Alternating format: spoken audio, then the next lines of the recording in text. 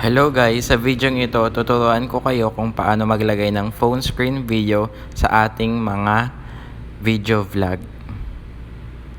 Hello guys, sa video ito tuturuan ko kayo kung paano maglagay ng phone screen video sa ating mga video vlog. So first, punta tayo sa Pinterest.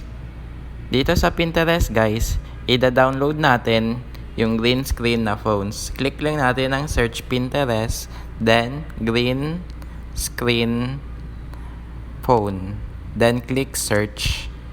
Tapos maglalabas na dito guys itong green screen phone video.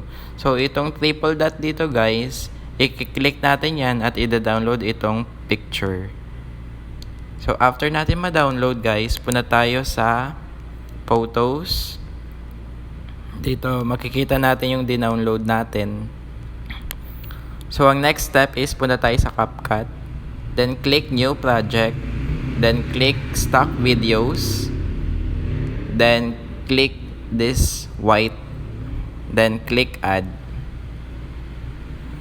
Then after that guys, click natin ang overlay, add overlay, then click natin yung dinownload natin na cellphone background.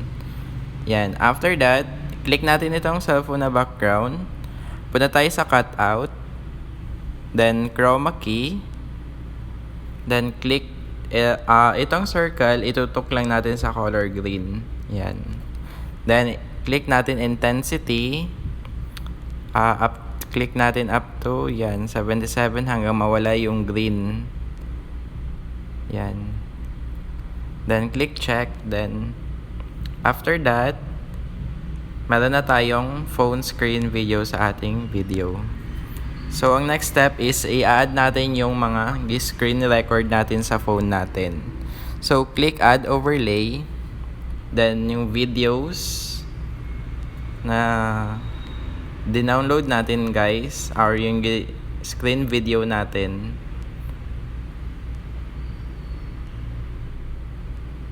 So, let's say, for example, ito. Click natin yan.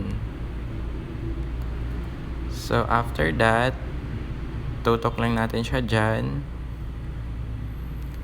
Ayan. Ipagka-shine lang natin siya sa picture, sa cellphone. Then, adjust lang natin ito siya. Yan. Hanggang sa matapos yung video. So, click natin play. Bro, what the fuck do these people want? So, ganyan lang kadali guys gumawa ng maglagay ng phone screen video sa ating mga video. Sana may natutunan kayo at please comment down below and please hit the subscribe button guys for more content videos like this. So, thank you. Bye-bye.